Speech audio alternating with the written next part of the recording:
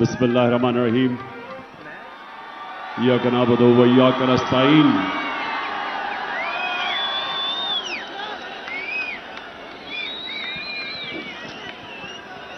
मेरे पाकिस्तानियों,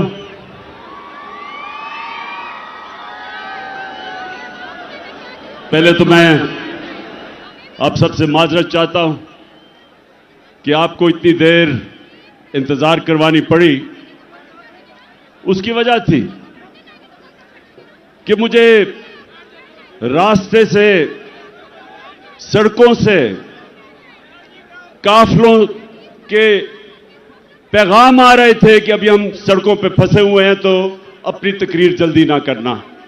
तो मैं आपसे इसलिए माजरत चाहता हूं कि अभी भी कई लोग सड़कों के ऊपर फंसे हुए हैं और दूर से आए हैं कई, तो उसके लिए मैं माजरत चाहता हूं कि हमें आपको इंतजार करवानी पड़ी। अच्छा, अब मेरे पाकिस्तानियों,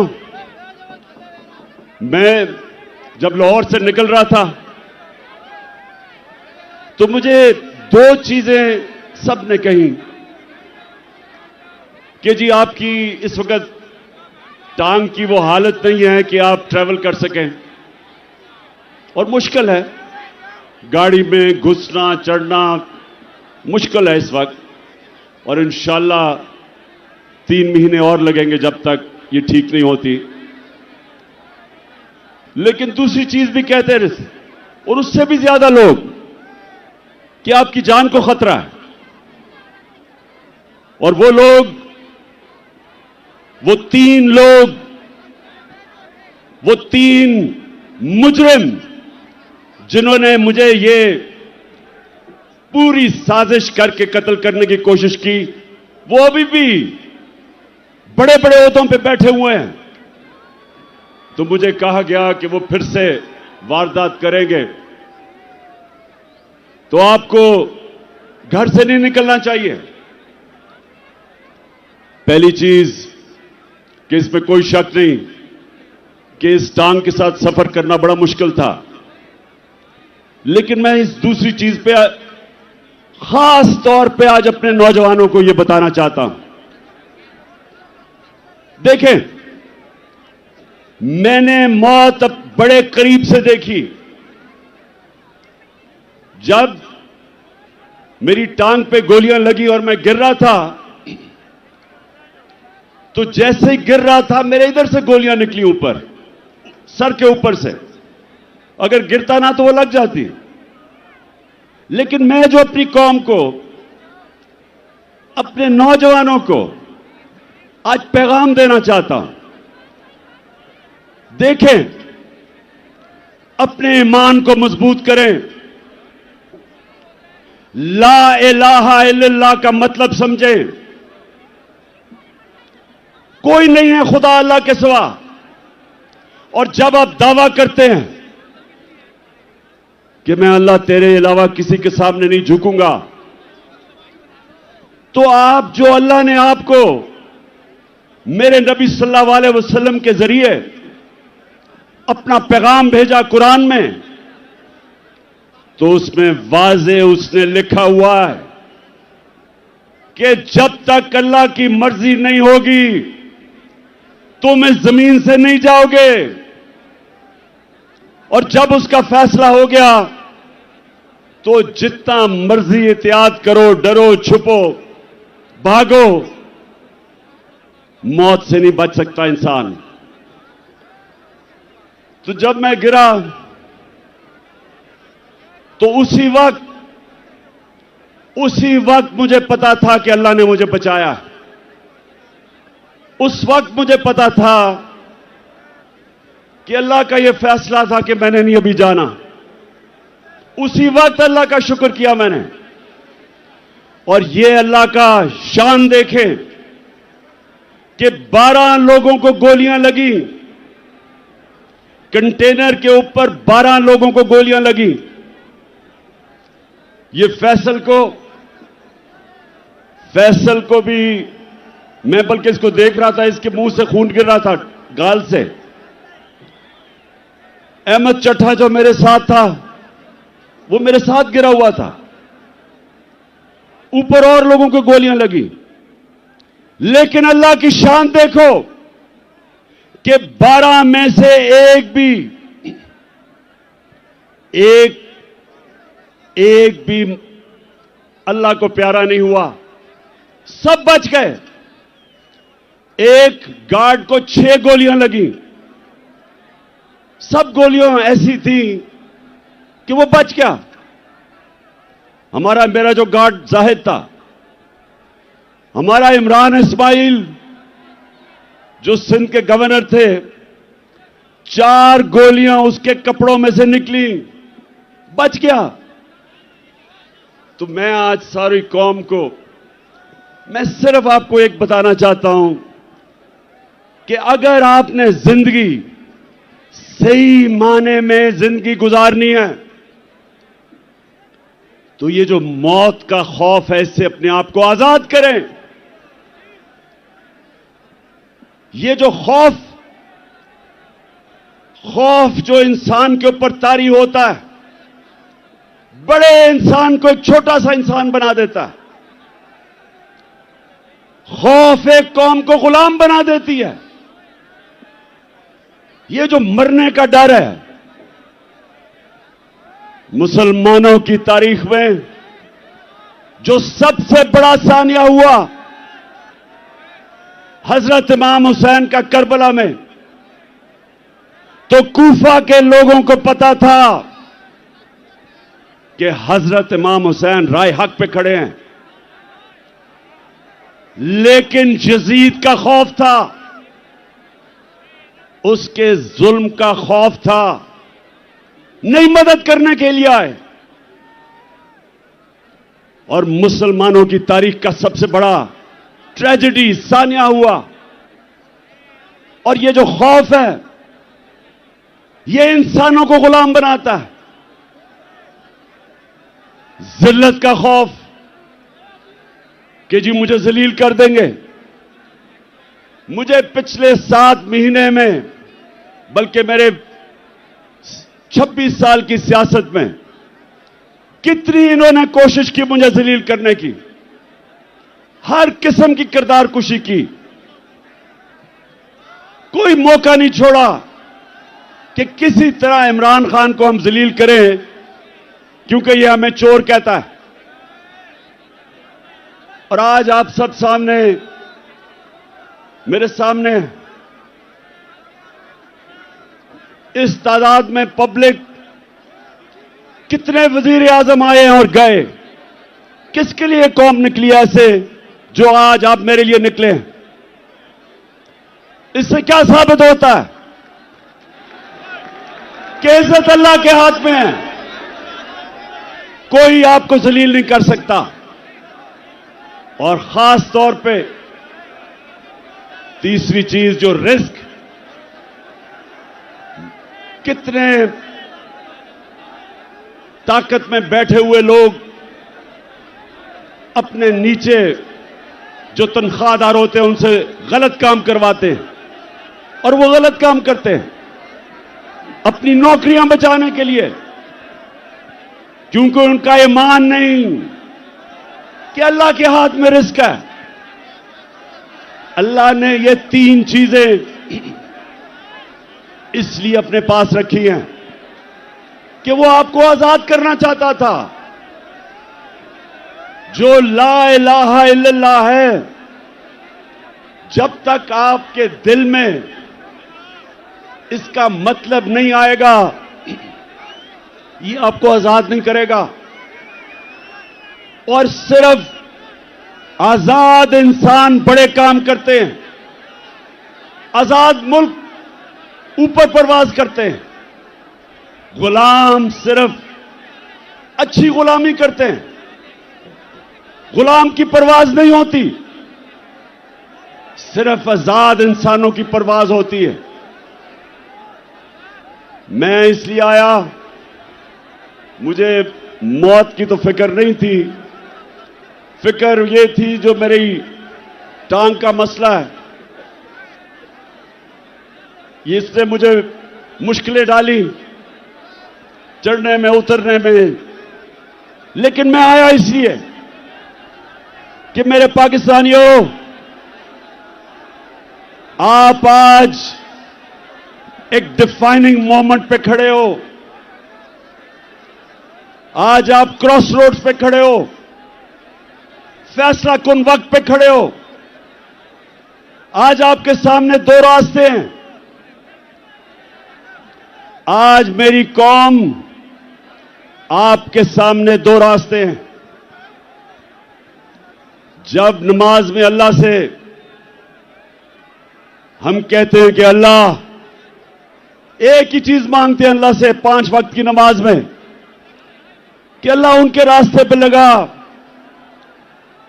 जिनको तूने नेमतें बख्शी, उनके रास्ते पे ना लगा जो तबाही के रास्ते पे निकल गए। पाकिस्तानियों, आप भी उधर खड़े हैं। एक तरफ नेमतों का रास्ता है, आपकी अजमत का रास्ता है, दूसरी तरफ आपकी तबाही का रास्ता है, गुलामी का रास्ता है, जिल्लत का रास्ता है। मौलाना रूमी, उसने बड़ी एक ऐसी बात की जो मुझे कभी नहीं भूली। उसने कहा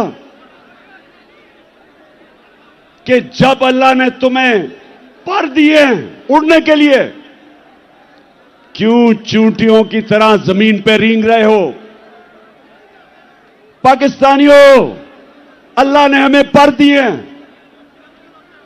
हमारा मुस्तकबिल यह नहीं है कि हम चूंटियों की तरह रेंगे। जो ऊपर आए फैसला करे कि जी आज तो ये चोर हैं, उनके ऊपर एक्शन ले, गवर्नमेंट गिरा दे। अगले दिन फिर बंद कमरों में फैसला हो कि नहीं जी, मैं अब एनआरओ दे दिया इनको, ये मैं गंगा में नहा के पाक हो गए हैं, और फिर उनको निकाले कि जी चोर हैं, और फिर उनको एनआरओ दे दे। और कौम अगर इस चीज को, अगर हम इन चीजों को, इस जुल्म को, इस नाइंसाफी को अगर कौम तस्लीम करती है, तो वो कौम के अंदर और भेड़ बकरियों में, गाय भैंसों में कोई फर्क नहीं है। इंसान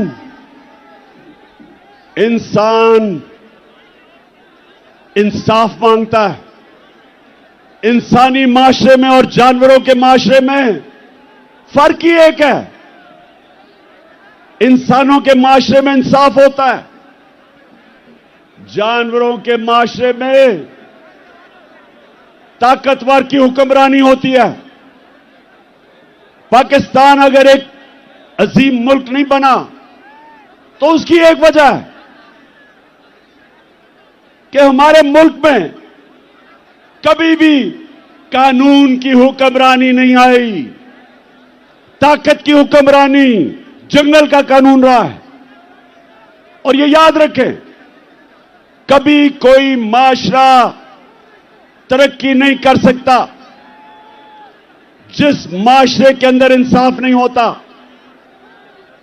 मेरे नबी सल्लल्लाहु अलैहि वसल्लम ने मदीना की रियासत में, और याद रखें अल्लाह का हुक्म है कि मेरे हबीब के सुन्नत पे, उसकी शरीयत पे, उसके रास्ते पे चलो। क्यों अल्लाह ने हमें हुक्म दिया है? हमारी बेहतरी के लिए।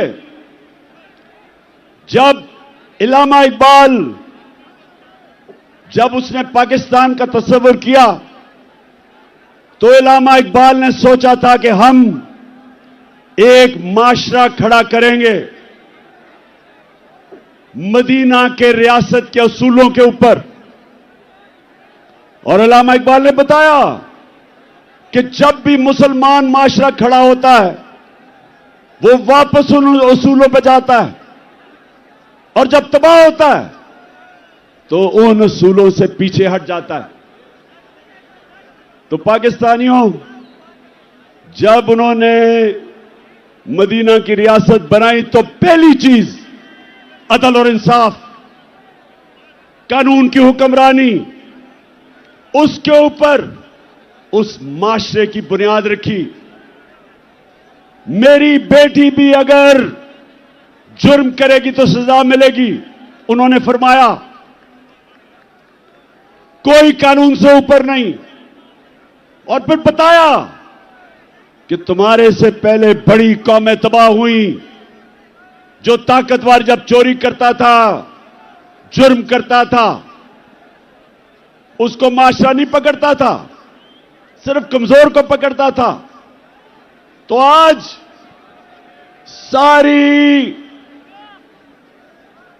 सारी दुनिया में आप चले जाएं, सारे गरीब मुल्क देख लें।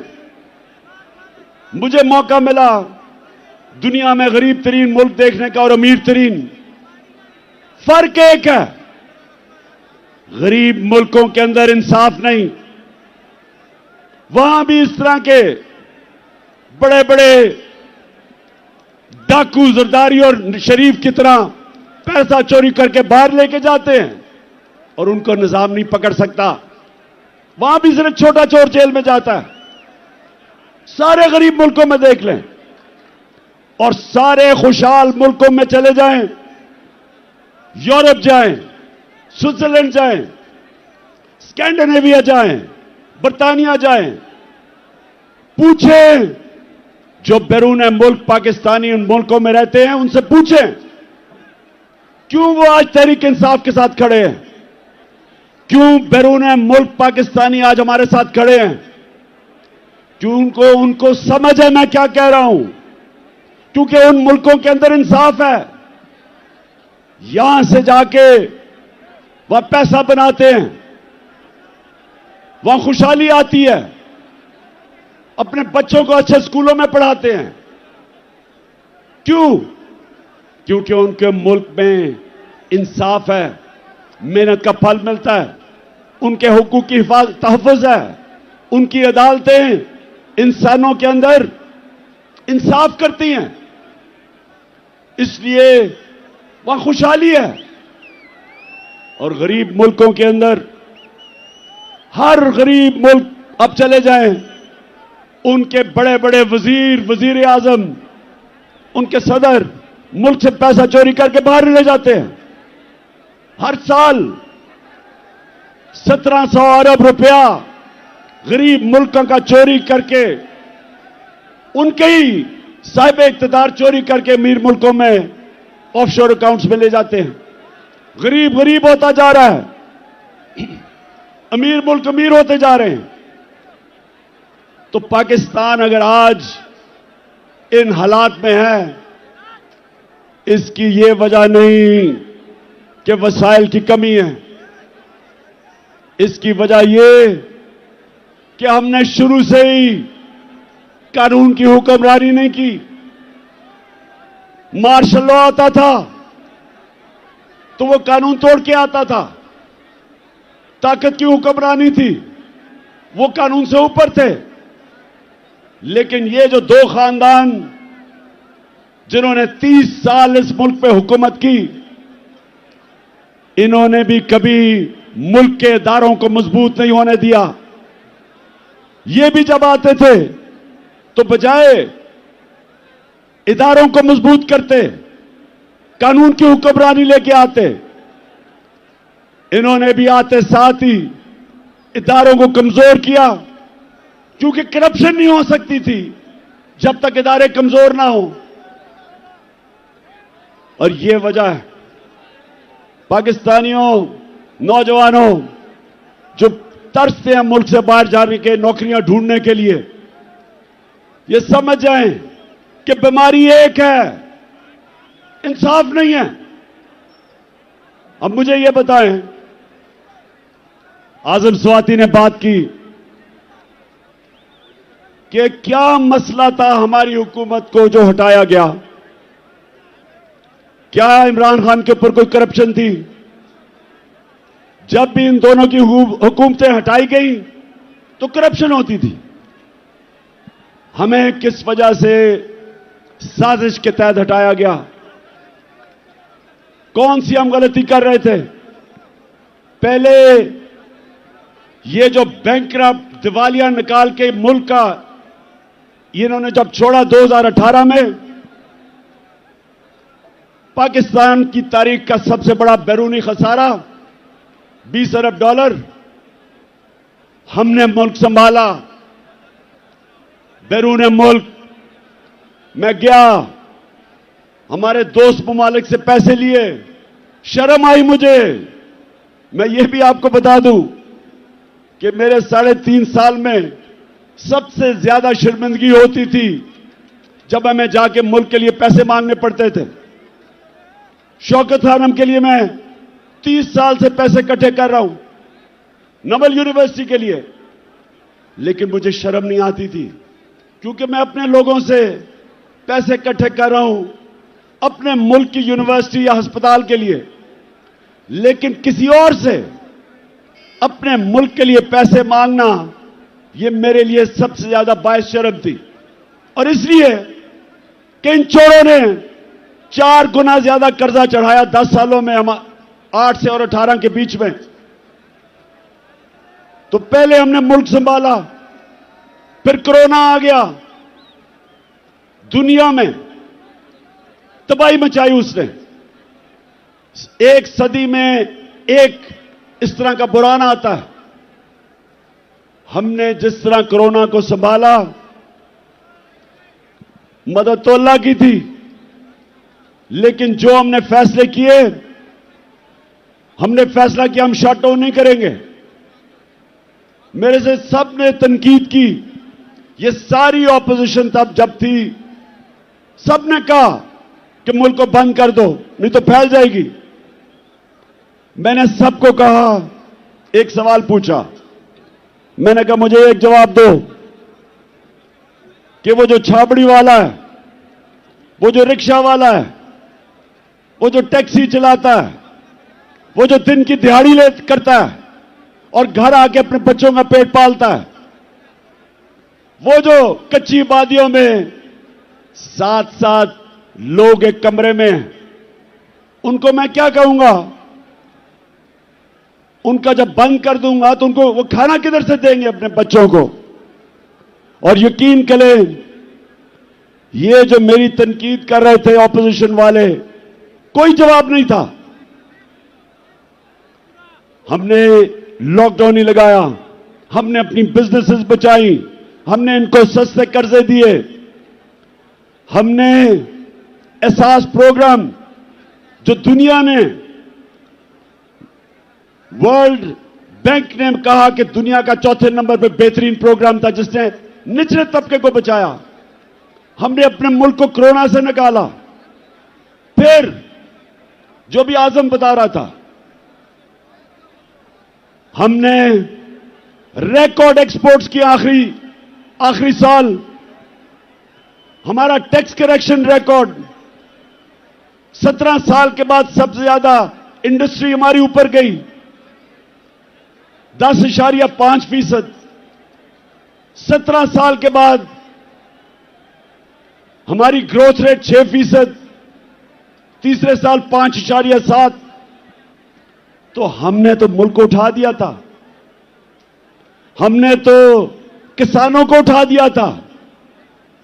आज किसानों से पूछें कि जितना पैसा किसानों ने हमारे दौर बनाया, उन्होंने अपनी पैदावार पे लगाया, रिकॉर्ड फसलें हुई, 4.5% पे हमारी ज़राअत ऊपर आई 17 साल के बाद। तो मुल्क तो ऊपर जा रहा था। हमने हेल्थ कार्ड लेके आए, पहली दफा पाकिस्तान की तारीख में एक हुकूमत ने आम आदमी का सोचा कि हर घराने के पास 10 लाख इंश्योरेंस हो, किसी भी अस्पताल में जाके गरीब खानदान इलाज करवा सके। पहली दफा गरीबों ने प्राइवेट हॉस्पिटलों में इलाज करवाए अपने हेल्थ कार्ड की वजह से। और हमने 50 साल के बाद पाकिस्तान में डैम्स बनानी शुरू की। 3 बड़ी डैम्स बन रही हैं। अब पता नहीं उनके क्या हालात हैं। पहली पाकिस्तान की जमात जिसने मौसम की तब्दीली के ऊपर काम किया, 10 अरब दरख्त उगाने का प्रोजेक्ट किया, तो मैं ये सवाल पूछता हूं आज कि क्या हमने जुर्म किया था कि बैरूनी साजिश के साथ मिलकर हमारी हुकूमत गिराई? और मैं एक जगह फेल हुआ हूं, मैं 3.5 साल में एक जगह फेल हुआ हूं। मैं ताकतवर को कानून के नीचे नहीं ला सका। जिन लोगों ने इस मुल्क को लूटा था, जिनके ऊपर करप्शन के केसेस थे, मैंने बड़ी कोशिश की, लेकिन नैब मेरे नीचे नहीं थी, वो एस्टेब्लिशमेंट के नीचे थी। नैब वाले मुझे कहते थे कि जी केस सारे तैयार हैं, लेकिन हुक्म नहीं आ रहा। जिनके पास कंट्रोल था वो हुक्म नहीं दे रहे थे। वो इन चोरों से बजाय इनको जेलों में डालने के डीलें कर रहे थे। मैंने हर मीटिंग के अंदर यह बात की कि जनाब, जब तक आप ताकतवर को कानून के नीचे नहीं लेके आएंगे, बड़े बड़े डाकुओं का एहतसाब नहीं करेंगे, या करप्शन खत्म नहीं होने लगी। तो मुझे बार बार जवाब आता था कि इमरान साहब, आप इकोनॉमी के ऊपर तवज्जो दें, इसको भूल जाएं, एहतसाब को। मुझे यह कहा क्या कई दफा कि अच्छा जी, इनको छोड़े, एनआरओ दे दें, इनको नैब के अंदर कानून बदल दें। ये भी जिनके पास ताकत थी, मुझे अफसोस से कहना पड़ता है कि वो करप्शन को बुरा नहीं समझते थे। उनके लिए करप्शन, और करप्शन क्या होती है? चोरी तो होती है जो आपके घर में चोरी, आपका टेलीफोन चोरी हो गया। करप्शन होती है जो मुल्क के खजाना के ऊपर डाका होता है, जो मुल्क को नुकसान पहुंचाती है, वो करप्शन है। और वो करप्शन जिनके पास ताकत थी, उनको ये बुरी नहीं लगती थी। और आपने देख ही लिया कि क्योंकि बुरी नहीं लगती थी, तो ये सारे चोरों का टोला ऊपर बैठा दिया। अगर साजिश नहीं भी की थी तो इनका रास्ता नहीं रोका, इनको आने दिया। वो लोग जो बाहर भागे हुए थे, जिनके ऊपर अरबों अरबों रुपए के करप्शन के केसेस थे, बारी बारी इन सबको एनआरओ दिया गया। पहला एनआरओ जनरल मुशर्रफ ने दिया। 4 गुना हमारा कर्जा बढ़ा उस एनआरओ की वजह से। ये वापस आए, दोनों हाथों से इन्होंने मुल्क लूटा। और फिर अब कि एक हुकूमत जो चल रही थी उसको गिराया। और इन्होंने किया क्या? अच्छा, पहले तो मैं एक चीज वाज़ेह कर दूं कि बार बार हम सुनते हैं कि जी ये साइफर एक ड्रामा था। हम ये सुनते हैं कि जी ये तो साइफर थी कोई चीज नहीं, ये कोई एक फेक बयानिया बनाया गया। मैं आज जो भी ये सारे कह रहे हैं, और ये सब वो कह रहे हैं जो साजिश का हिस्सा थे, मैं इनसे पूछता हूं कि क्या नेशनल सिक्योरिटी काउंसिल के अंदर असद मजीद का साइफर जो डोनाल्ड लू से उसकी गुफ्तगू थी, क्या नेशनल सिक्योरिटी काउंसिल में यह रखी नहीं गई? और क्या इसमें यह नहीं लिखा हुआ था कि वो डोनाल्ड लू इसको कह रहा है असद मजीद को कि इमरान खान को अगर आप नहीं हटाओगे तो तुम्हारे मुल्क को मुश्किलात का सामना करना पड़ेगा, और अगर तुमने इसको हटा दिया तो हम सब कुछ माफ कर देंगे। क्या यह साइफर के अंदर नहीं था जो नेशनल सिक्योरिटी काउंसिल में आया सामने? और क्या नेशनल सिक्योरिटी काउंसिल ने यह कहा नहीं कि अमेरिका से प्रोटेस्ट करो, डिमार्च करो, उनको कहो कि तुम्हारे मुल्क में मुदाखलत कर रहे हो? तो जब यह सारा सच है, यह कहना कि जनाब ये कोई ड्रामा था, ये मुल्क की तौहीन है, ये इमरान खान की तौहीन नहीं है। कि क्या मजाल है किसी मुल्क का एक छोटा सा सरकारी ऑफिसर एम्बेसडर को कहे कि जनाब अपने वजीर आजम को हटा दो? कभी सुना यह होता हुआ? मैंने कभी नहीं सुना, क्योंकि किसी की जरूरत नहीं है करने की। और फिर अब मैं आपको बताऊं कि जब से ये इंपोर्टेड हुकूमत आई है, मुल्क से हुआ क्या है? जब जुल्मो सितम के कोहे गरा रूई की तरह उड़ जाएंगे हम महकूमों के पांव तले। ये धरती धड़ धड़ धड़केगी और अहले हुक्म के सहरुख पे जब बिजली कड़कड़ कड़केगी हम देखेंगे लाजिम है कि हम भी देखेंगे। अच्छा जी, अब जरा ये थोड़ा सा आपके सामने मैं अदाद और शुमार लेके आ रहा हूं कि किधर पाकिस्तान था मार्च में जब अदम एतमाद की इन्होंने टेबल किया असेंबली में, और किधर आज है।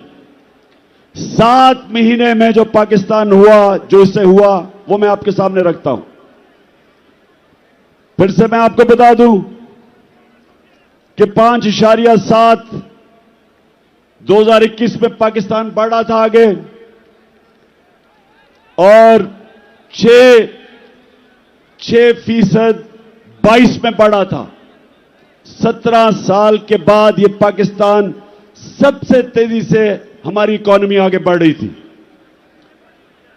हमारा जो ज़राअत थे 4.4%, वो भी 17 साल में सबसे ज्यादा।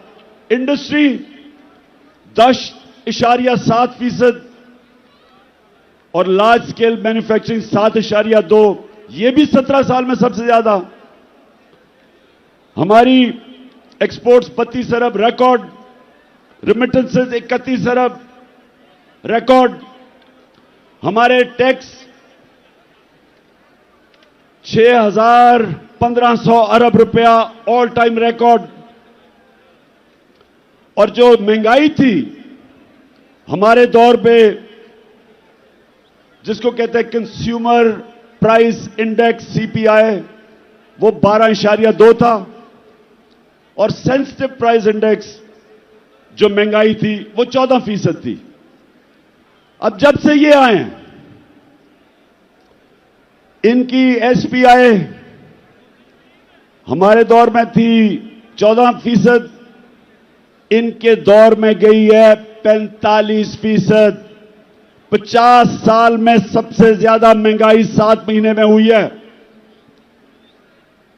और जो सीपीआई है वो 27%, हमारे दौर में 12% थी।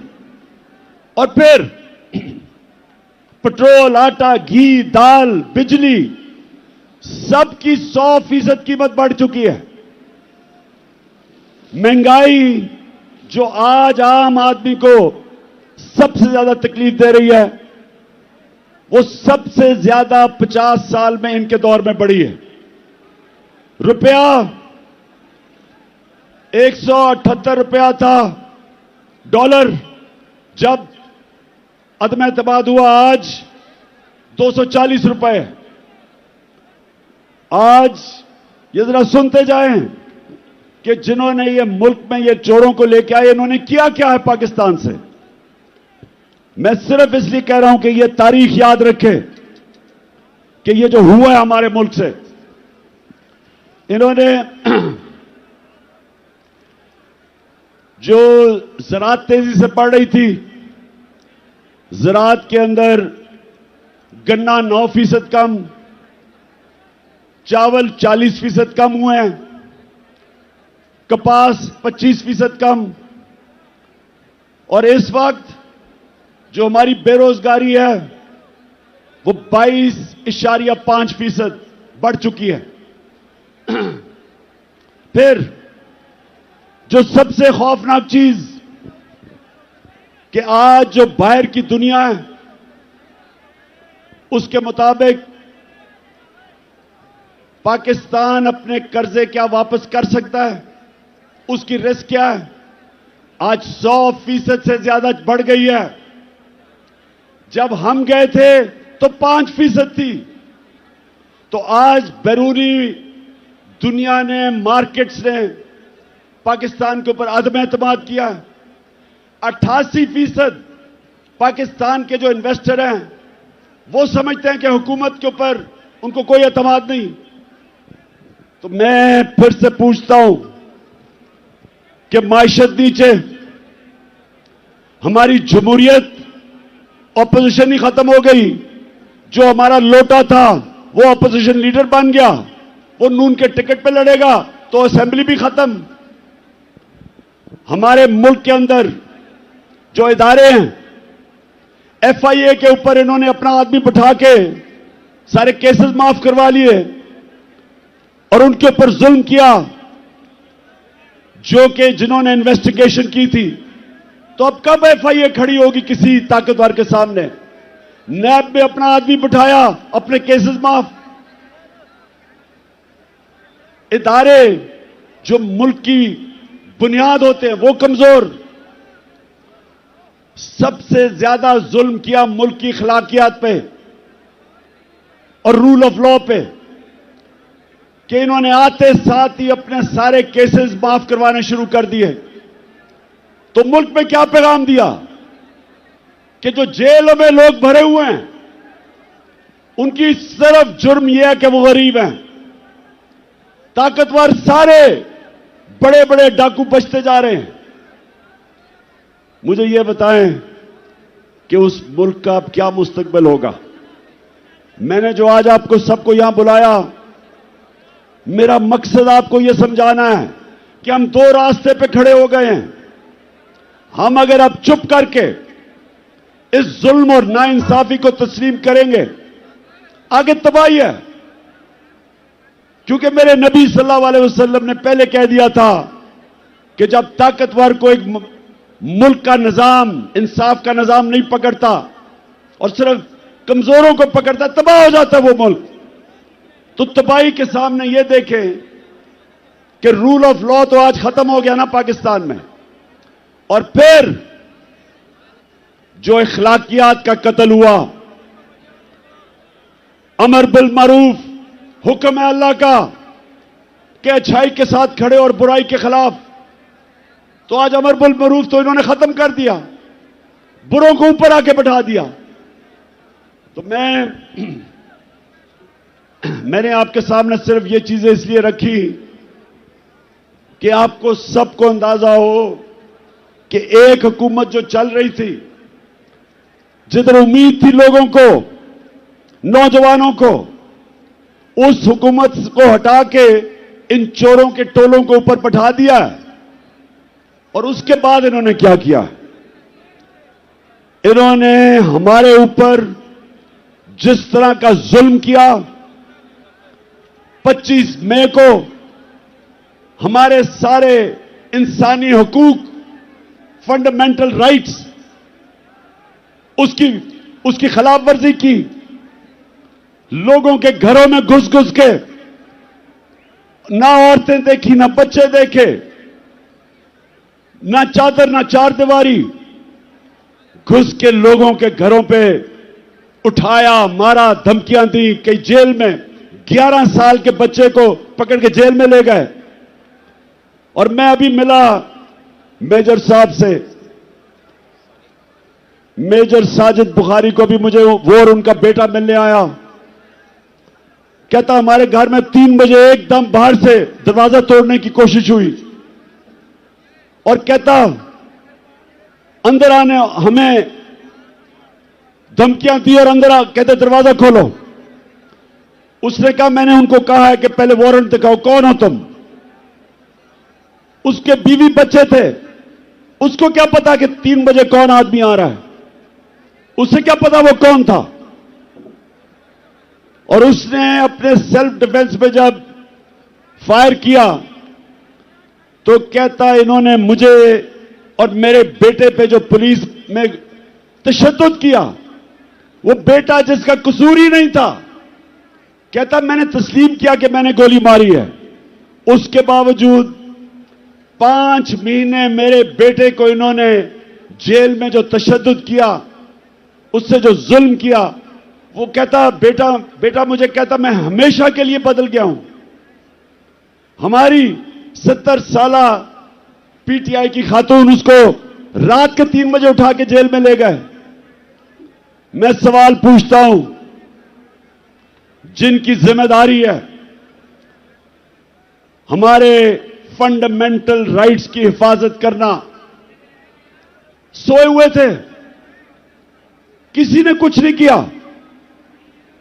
उसके बाद जो मजीद और जुल्म हुआ, जब एक खास आदमी इस्लामाबाद आया जिसको मैं डर्टी हैरी कहता हूं, उसने जो जुल्म शुरू किया, उसके दौर में जो जुल्म हुआ, सहाफियों को धमकियां, उनको मार रहे हैं।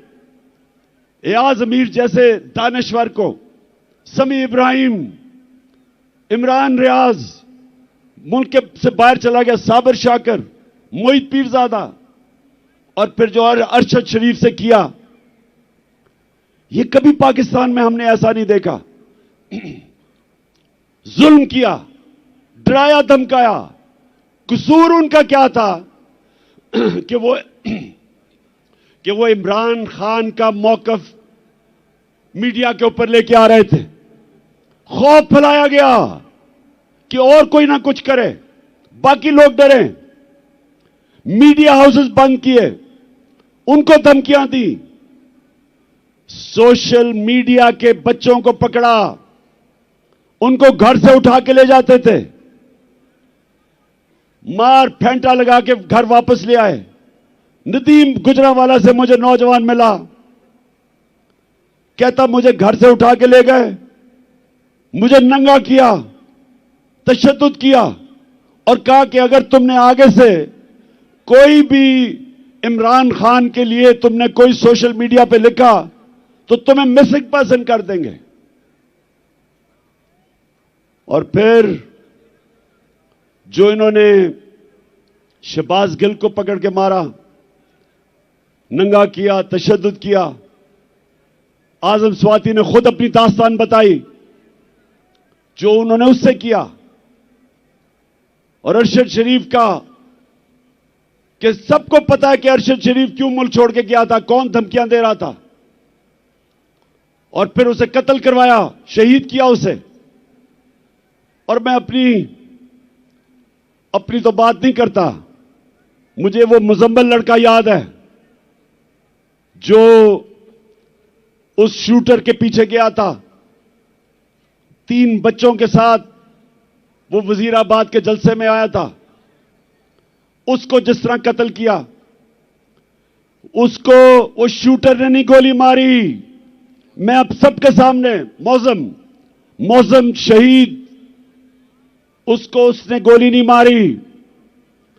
अब जो तफ्तीश हो रही है, उसको गोली और तरफ से आई, और वो जो उसको गोली मार रहे थे वो असल में वो शूटर के लिए थी। 3 बंदूक वाले थे वहां, एक वो जिसने हमारे पे फायर किए, एक वो जिसने सामने से गोलियां चलाई जो हमारे ऊपर से निकल गई, और एक ये जिसने इसको कत्ल करना था, जिस तरह लियाकत अली खान कि जिसने कत्ल किया था उसको वहीं मारा गया ताकि वो बोले ना। तो रास्ते में बेचारा मौजम आ गया। और मैं आज अभी आपके सामने ये 2 वीडियोस चलाना चाहता हूं। मैं चाहता हूं ये जरा गौर से देखें, क्योंकि मुझे पता था, मैं अब जो अपनी बात कर रहा हूं, मुझे पता था ये 3 लोगों ने प्रोग्राम बनाया मुझे मारने का। मुझे पता था, मुझे अंदर से खबरें आई, एजेंसीज के अंदर से, कि पहले ये प्रोपेगेंडा करेंगे कि इमरान ने तौहीन मजहब की, और उसके बाद ये कहेंगे जी दीनी इंतहा पसंद ने इसे कत्ल कर दिया। ये 2 अब वीडियो देखें। ये आज से 2 महीने पहले मैंने ये क्या कहा था, ये देखें। किया मुझे मरवाने का, वो इसके पीछे हैं। इन्होंने फैसला किया कि जी कहेंगे तौहीन मजहब किया, और उसके बाद अगर मुझे किसी ने कत्ल किया तो कहेंगे जी कोई मजहबी जुनूनी ने कर दिया क्योंकि इसने तौहीन मजहब किया। कोई ये कान खोल के सुन लो, मैंने अपनी सारी कौम एक टेप बना के रखी हुई है। जिस वक्त मुझे कुछ हुआ वो टेप आ जाएगी, रिलीज होगी, और वो 4 लोगों के नाम सारी कौम के सामने आएंगे जिन्होंने बंद कमरों में ये फैसला किया और दूसरी कोशिश कर रहे हैं। पहले से इनका प्लान बना हुआ है, मैं आप सबको पहले भी बता चुका हूं। 4 लोगों ने बंद कमरे में फैसला किया मुझे मरवाने का, और वो लोग अभी भी उस साजिश पर लगे हुए हैं। उन्होंने दोनों मरियम जो झूठ बोलने की पीएचडी दोनों के पास है, इनको और जावेद लतीफ को, इन्होंने इनसे प्रेस कॉन्फ्रेंस करवाई, और प्रेस कॉन्फ्रेंस करवाई ऐसी कि इमरान खान खुदा ना खास्ता उसने मजहब की तौहीन की है। और फिर इनकी कोशिश है कि इसकी वजह से अगर कोई भी मेरे ऊपर वारदात हो तो कहेंगे जी मजहबी जुनूनी ने कर दिया, कहेंगे कि जी कोई दीनी इंतहा पसंद है इसको मार दिया। ये इनका प्लान है। लेकिन मैं आज आप सबको कह रहा हूं, सारे पाकिस्तान में मैं फिर रहा हूं, मुझे अपनी जान से ज्यादा मुझे पाकिस्तान की आजादी की फिक्र है। मैं आजाद देखना चाहता हूं। जी, तो मैं ये आपको आज इसलिए दिखाई कि प्लान का मुझे पहले पता था। क्यों करना चाहते थे? क्योंकि इन्होंने समझा था कि जब तहरीक इंसाफ की हुकूमत गिराई थी तो एकदम लोग भूल जाएंगे, पार्टी टूट जाएगी। इनके ज़हन में भी नहीं था कि एक बाशऊर पाकिस्तानी पब्लिक बजाय तहरीक इंसाफ को भूलने के लिए उस कौम हमारे साथ आके खड़ी हो गई। और जितने जितने इनकी शक्लें देखते रहे इन चोरों की, और ज्यादा लोग हमारे साथ आ गए। और फिर जो इन्होंने माइशत की तबाही की, उससे और मजबूत हो गई पार्टी। और उसके बाद जो इलेक्शन हुए, सारे इलेक्शनों में लोगों ने बार बार पैगाम दिया कि इन्होंने ये इंपोर्टेड हुकूमत उनके लिए मंजूर नहीं है। बार बार कौम ने पैगाम दिया, लेकिन बजाय अवाम की आवाज सुनने के हमारे ऊपर तशद्दुद शुरू हो गया।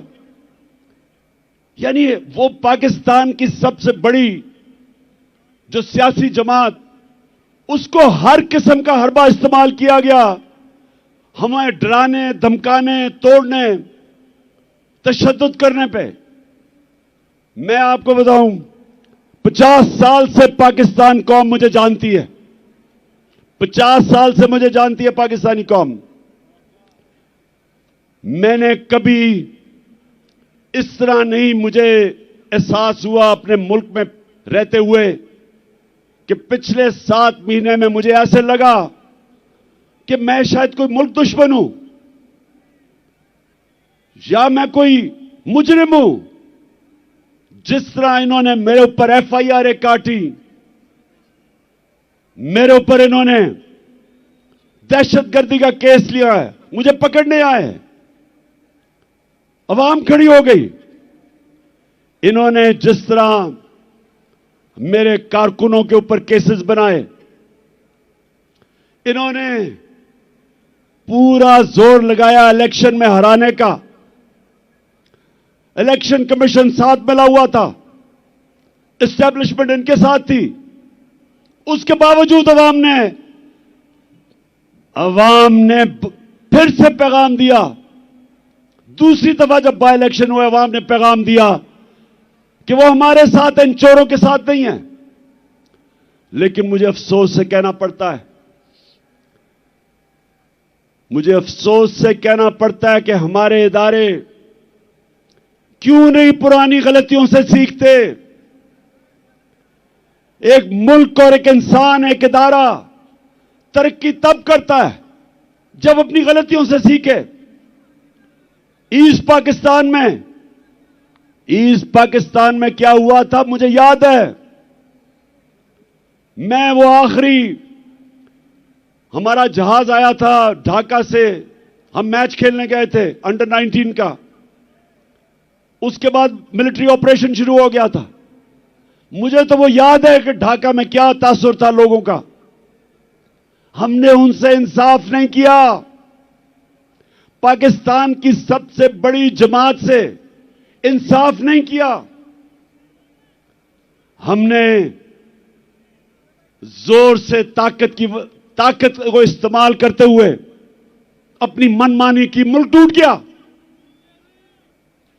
और हमने सीखा नहीं कि आज जो एक वाहिद पाकिस्तान की सबसे बड़ी सियासी जमात, फेडरल पार्टी, जो सारे पाकिस्तान को इकट्ठा रख सकती है, उसके ऊपर ये हरबे इस्तेमाल किए जा रहे हैं। हर मौका इस्तेमाल किया हमें कमजोर करने का।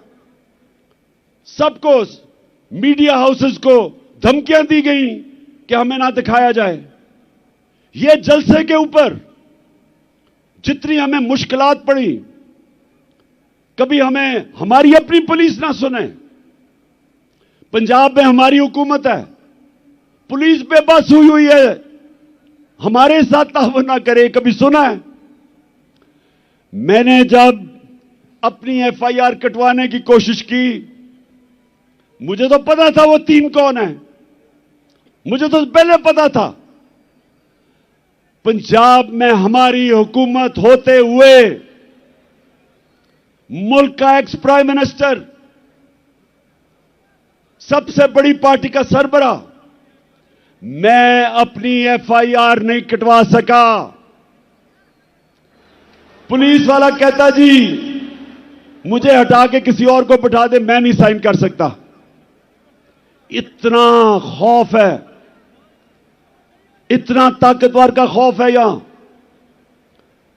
मेरे पाकिस्तानियों, ये मेरी सुनने बात, जिसकी वजह से आज मैं यहां आपके पास पहुंचा हूं, और आसान नहीं था फिर भी इस टांग के साथ पहुंचना। लेकिन मैं आपको एक बात बताना चाहता हूं। देखिए, जब तक इस मुल्क के अंदर ताकतवर कानून के नीचे नहीं आएगा, जब तक इदारे जो आईन ने उनको लिमिट्स दी हुई हैं, दायरा दिया हुआ है, उस दायरे के अंदर रह के काम नहीं करेंगे, जब तक इदारे अपनी जिम्मेदारियां नहीं पूरी करेंगे, और मैं सब इदारों की बात कर रहा हूं, मैं अपनी अदलिया की बात कर रहा हूं, मैं अपनी मिलिट्री एस्टेब्लिशमेंट की बात कर रहा हूं, जो आपकी ये आज तनकीद नहीं कर रहा वो मुल्क का दुश्मन है। मेरा पाकिस्तान है और मेरी फौज है। मैं चाहता हूं कि मेरे मुल्क की एक मजबूत डिफेंस हो। मैं गुलामी, बार बार कहता हूं कि गुलामी से बेहतर मौत है। और अगर आपकी फौज मजबूत नहीं होगी आपकी अगर फौज मजबूत नहीं होगी तो मुसलमान दुनिया में देख लें क्या हालात है मुसलमान मुल्कों के आज। हमें तो फख्र है कि सारे मुसलमान मुल्कों में हमारी सबसे ताकतवर फौज है। तो जब मैं तनकीद करता हूं अपने इदारों की, अपनी अदलिया की, मैं वो पाकिस्तानी हूं जिसका जीना मरना पाकिस्तान में है। मैंने वो नहीं हूं जो अपने कारोबार और हुकूमत का सीजन लगाने के लिए पाकिस्तान आ जाते हैं, यहां पैसा पूसा लूट के फिर बाहर भाग जाते हैं। सारा टब्बर बाहर बैठा हुआ है, अरबों अरबों रुपए की प्रॉपर्टीज में बैठा हुआ है। जब इनको मुश्किलें पड़ियां बाहर भाग जाते हैं। यह गैर मुल्की कब्जा ग्रुप है, यह सियासतदान नहीं है। मेरा जीना मरना इस मुल्क में है। मैं वो पाकिस्तानी हूं जो 20 साल बाहर रहा, क्रिकेट खेलने की वजह से बाहर अपना वक्त गुजारा। मेरा एक दफा कभी नहीं सोचा कि मेरा कोई घर है पाकिस्तान के अलावा। कभी मैंने तस्वीर नहीं किया था कि मैं कोई और पासपोर्ट ले लूं, क्योंकि मुझे हमेशा पता था कि यह मुल्क है जिधर मैं खुददारी से बढ़ सकता हूं। और मैं ये चाहता हूं कि यह मुल्क हकीकी तौर पे आजाद हो, ताकि अपने ये मुकाम पे पहुंचे। मैं अपने आखिरी खून के तप्पे कतरे तक इस मुल्क के लिए लड़ूंगा। पहुंचा फिर से तू अड़ जा, फिर से तू डट जा, फिर से वो बल्ला घुमा।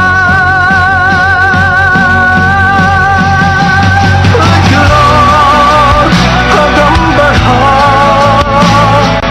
फिर से वो लम्हा दोहरा जब जीत के आया था,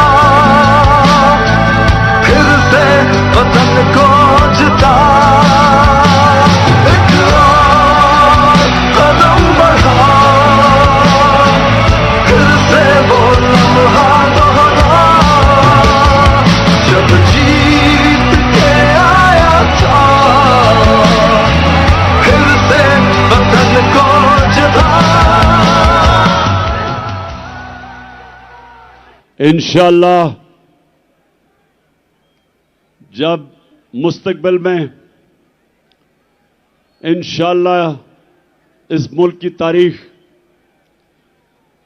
इस चीज की गवाही देगी कि इमरान खान अपने मुल्क के लिए आखिरी गेंद तक लड़ता रहा, आखिरी गेंद तक, आखिरी वक्त तक अपने मुल्क के लिए खड़ा रहा था। और मैं ये भी कहना चाहता हूं कि वो लोग,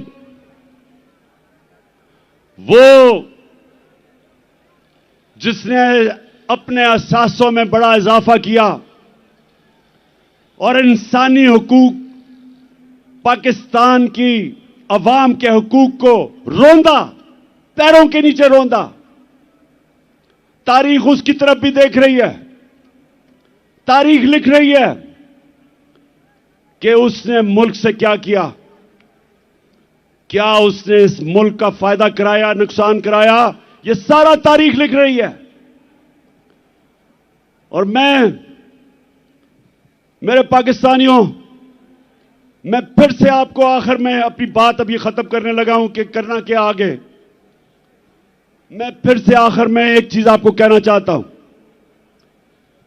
कि गुलाम कौम का कोई मुस्तकबिल नहीं है और आजादी कोई प्लेट में रख के नहीं देता। आजादी के लिए लड़ना पड़ता है। जंजीरें गिर नहीं जाती, तोड़नी पड़ती हैं। आजादी कोई देता नहीं, छीननी पड़ती है। मैं अपनी कौम को आज कहता हूं कि आजाद आप कब होंगे? जब एक आम आदमी देहात में उसको ये थाना, कचहरी, पटवारी इस मुसीबतों से वो निकले। जिस मुल्क के जब इंसाफ होगा तो थाना कचहरी पटवारी की सियासत खत्म हो जाएगी। जब इंसाफ होगा तो कब्जा ग्रुप खत्म हो जाएंगे। क्यों नहीं यूरोप में कब्जा ग्रुप, क्यों नहीं बर्तानिया में कब्जा ग्रुप, क्यों नहीं अमेरिका में? क्योंकि वहां कानून है। कानून कमजोर की हिफाजत करता है। यहां कमजोर को तो छोड़ो, मुल्क का जो वजीर आजम रह चुका वो एफआईआर नहीं कटवा सका, तो बेचारे आम आदमी की क्या हैसियत है जो आजम पार्टी से हुआ है? मुल्क का सेनेटर 74 साल का आदमी, और क्या उसका जुर्म था कि जी उसने एक ट्वीट कर दी। पता नहीं कौन इस मुल्क का फिरौन था कि जुर्रत हुई कि जी ट्वीट कर दी, उसको नंगा करके तशद्दुद किया। किसी मुहज़्ज़ब माशरे में मेरे पाकिस्तानियों ये नहीं होता, क्योंकि हुकूक होते हैं, इंसाफ होता है। हजरत उमर के दौर में एक शहजादा मुसलमान होता है, खाना काबा का तवाफ हो रहा होता है, एक गुलाम का पैर शहजादे के कपड़े पे आ जाता है। शहजादा जोर से मारता है उस गुलाम को कि तुम्हारी जुर्रत। वो गुलाम चला जाता है हजरत उमर के पास। हजरत उमर उस शहजादे को बुलाते हैं, कहते तुमने इसको मारा था? शहजादा कहता हां जी। हजरत उमर गुलाम को कहते हैं वापस इसको लगाओ एक मुंह पे,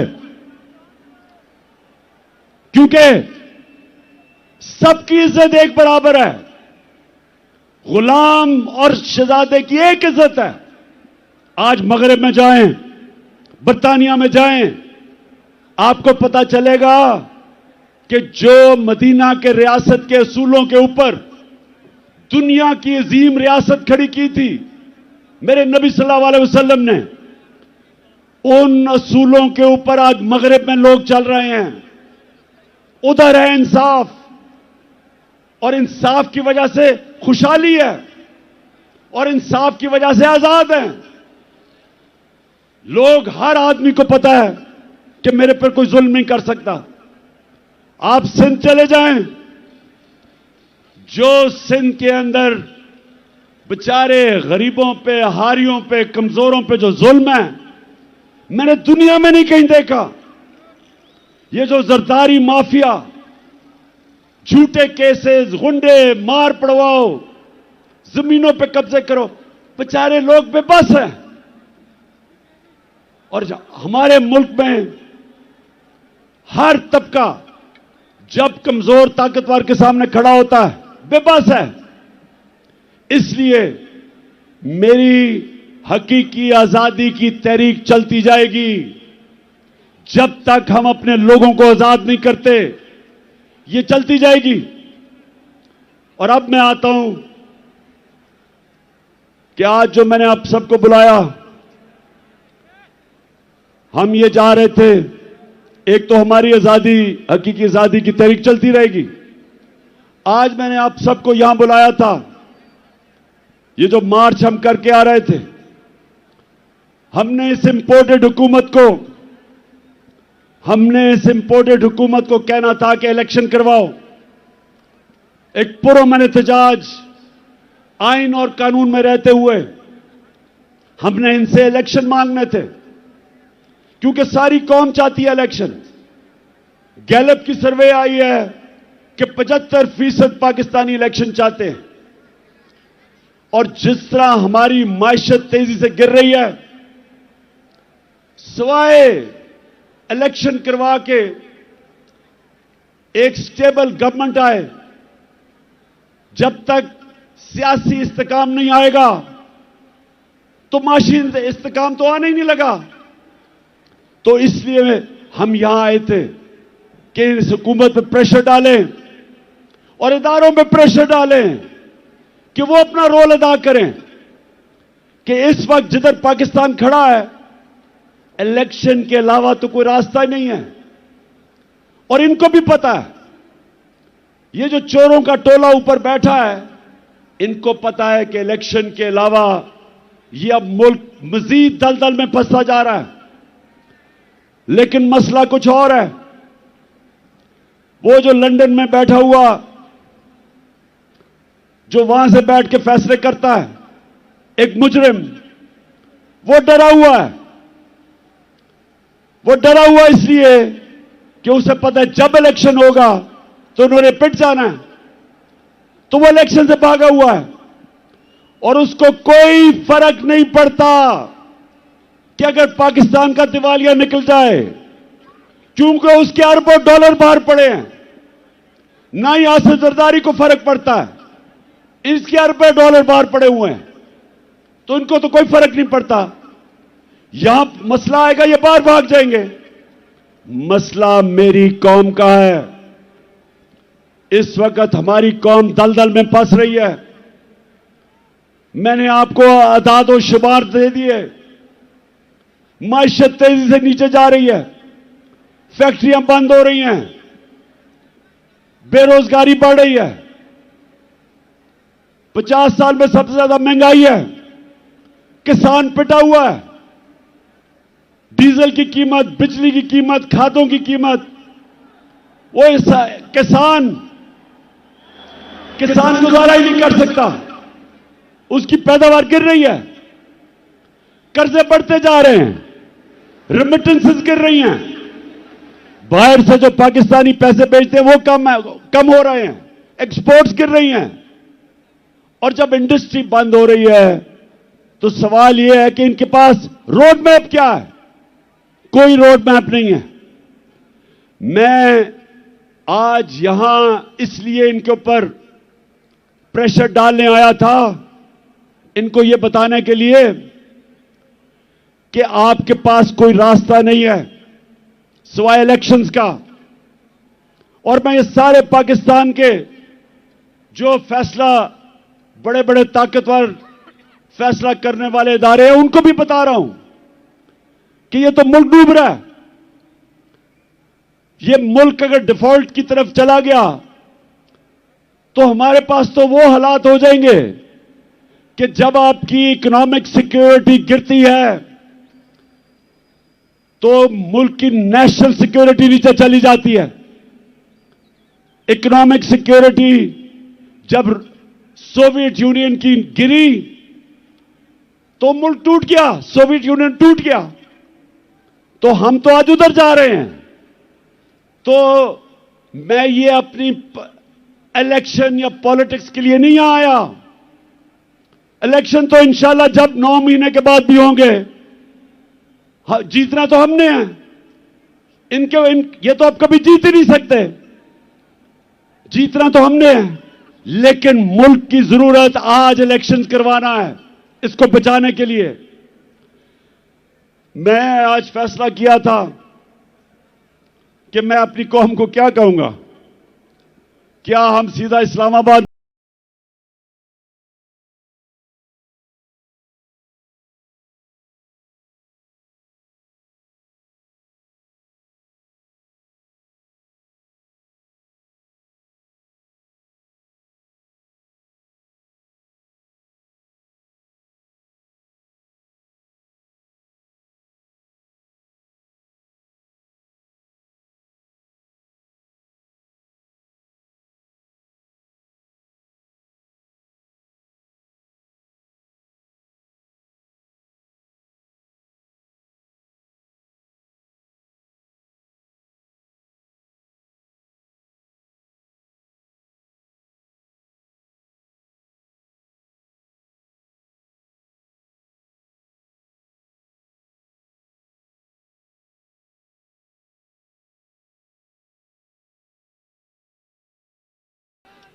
इस्लामाबाद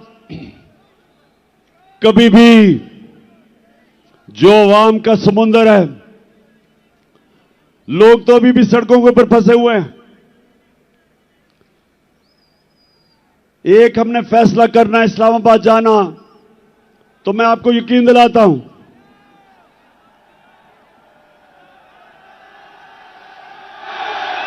कि ना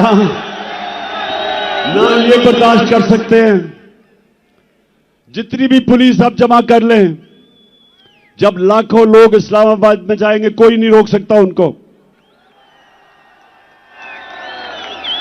लेकिन मेरे पाकिस्तानियों, मेरी जितनी भी 26 साल की सियासत है वो मैंने आइन और कानून के बीच में की है। मेरे लिए इन 7 महीने में बड़ा आसान था कि हम वो श्रीलंका वाला हालात पैदा कर देते। हमने 65 जलसे किए, कभी पाकिस्तान के जलसे में इतने लोग नहीं आए, लेकिन पब्लिक आती थी और पुरअमन तरीके से ये बताते हुए कि हम इन चोरों को कबूल नहीं करेंगे, फिर पुरअमन तरीके से वापस चली जाती थी। मेरी पूरी कोशिश रही कि मैं किसी किस्म का इंतशार अपने मुल्क में ना पैदा करूं, क्योंकि वैसे ही माशी हालात बुरे हैं। अगर यहां तोड़ फोड़ शुरू हो गई, सबके हाथ से गेम निकल जाएगी। 25 मई को जब इन्होंने हमारे ऊपर तशद्दुद किया और जब 26 की सुबह मैं इस्लामाबाद पहुंचा, तो मुझे पता था कि अगले दिन इंतशार होगा। मैंने सिर्फ इसलिए अपनी मार्च कैंसिल की कि मुझे पता था कि अगर हम इस्लामाबाद धरने देने का फैसला कर लें तो अगले दिन तबाही होनी थी, खून होना था। इसलिए मैंने वो मार्च कैंसिल की। आज मैं इसलिए फैसला कर रहा हूं कि वहां नहीं जाना, क्योंकि मुझे पता है तबाही मचेगी, नुकसान मेरे मुल्क को होगा। लेकिन जो मैंने फैसला किया अब ये कि हमने अब इस निजाम का हिस्सा नहीं रहना। मैं अपनी सारी चीफ मिनिस्टर्स, अपनी पार्लियामेंट्री पार्टी से अब मिलूंगा और हमने फैसला किया है कि हम सारी असेंबलियों से निकलने लगे हैं।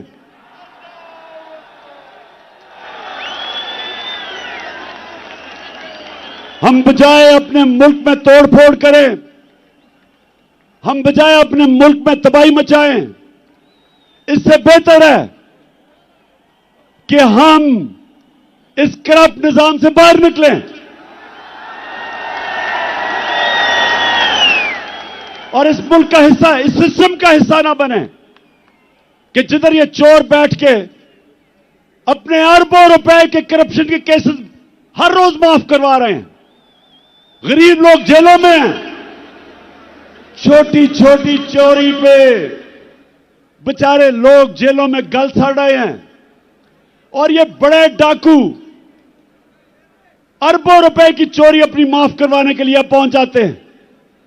और मुझे अफसोस वो है जो लोग इनको एनआरओ देते हैं।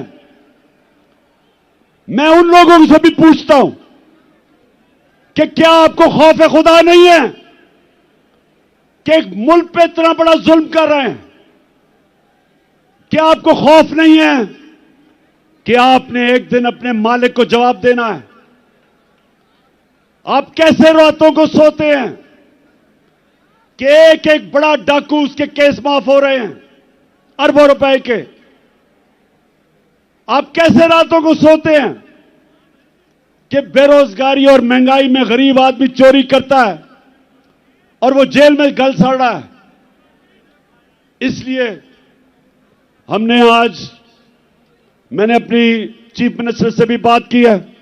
मैं अब अपनी सारी पार्लियामेंट्री पार्टी से मीटिंग शुरू कर रहा हूं और इंशाअल्लाह आने वाले दिनों में हम अनाउंस करेंगे जिस दिन हम सारी असेंबलियों से बाहर निकल रहे हैं।